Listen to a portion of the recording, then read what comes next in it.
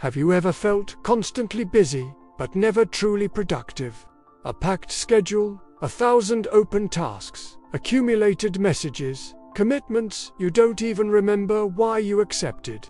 And at the end of the day, that strange feeling that you did a lot but accomplished little. This is exactly what Greg McKeown's book, Essentialism, The Disciplined Pursuit of Less, is all about. In this book, McKeown presents a simple yet incredibly powerful idea. We can't do everything, and we shouldn't try.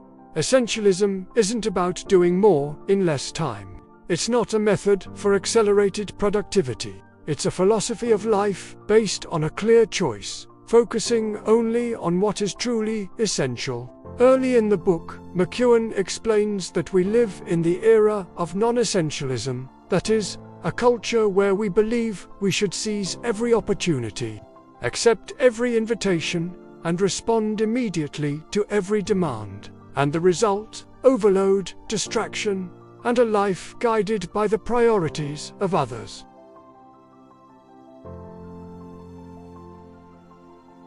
This is perhaps the great lesson of essentialism. If you don't consciously decide where to invest your time and energy, the world will decide for you. It could be your boss, clients, social media, family expectations, but someone will always occupy the space you haven't protected. According to McKeown, essentialism is a discipline. It doesn't happen naturally. It's a conscious practice involving 3 main steps: explore, eliminate, execute. Let's understand each one. First, explore. The essentialist makes space to think. They don't live on autopilot. They observe, question, analyze. Instead of asking, "How do I do all this?" they ask, "Which of these things is truly essential?" And here's an important point from the book. The essentialist doesn't assume everything has equal importance. They operate on the principle that few things are extremely important, and most are trivial. This completely changes how you make decisions. Imagine you have 10 possible projects to take on. The common thought is, "I'll try to handle them all." The essentialist thought is, "Which of these projects has a real impact? Which one is a 9 or 10 out of 10? In the book, McKeown suggests that if it's not a clear, strong yes, then it should be treated as a no. This requires courage. And that's where the second step comes in. Eliminate. Eliminating means learning to say no with grace, but with firmness. McKeown dedicates a significant part of the book to showing how the inability to say no traps us. He explains that every time we say yes to something non-essential, we are sacrificing something that could be essential. Time is limited. Energy is limited. Attention is limited. So accepting everything isn't generosity, it's a lack of clarity. A practical example: you agree to attend a meeting that doesn't require your presence. It's only 60 minutes, but that represents 60 fewer minutes for your main project. And more than that, it represents drained mental energy. Essentialism proposes eliminating what isn't vital, even if it seems good, because good is the enemy of great. This is another powerful idea from the book. If you divide your energy across many good things, you'll hardly achieve excellence in anything extraordinary.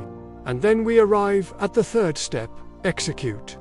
After exploring and eliminating, the essentialist organizes their life to make the essential easier. This means creating simple systems. It means reducing friction. It means protecting your schedule. McKeown talks about the importance of creating space, including space to think and rest. Yes, rest. In the book, he emphasizes that rest is not a luxury, it's a priority. Without rest, there is no clarity. Without clarity, there is no focus. This goes against the current culture, which glorifies constant busyness.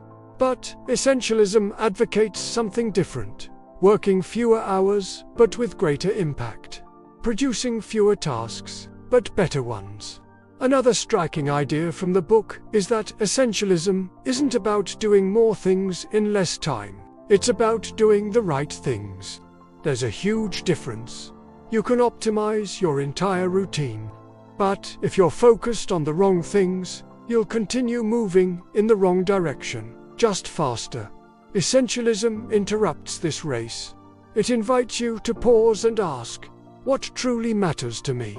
Not to society, not to others, to you. Perhaps it's building a solid business.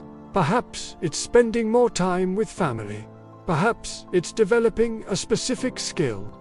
But as long as everything is a priority, nothing will be a priority. And this is perhaps the most powerful message of the book. Less but better. Fewer commitments.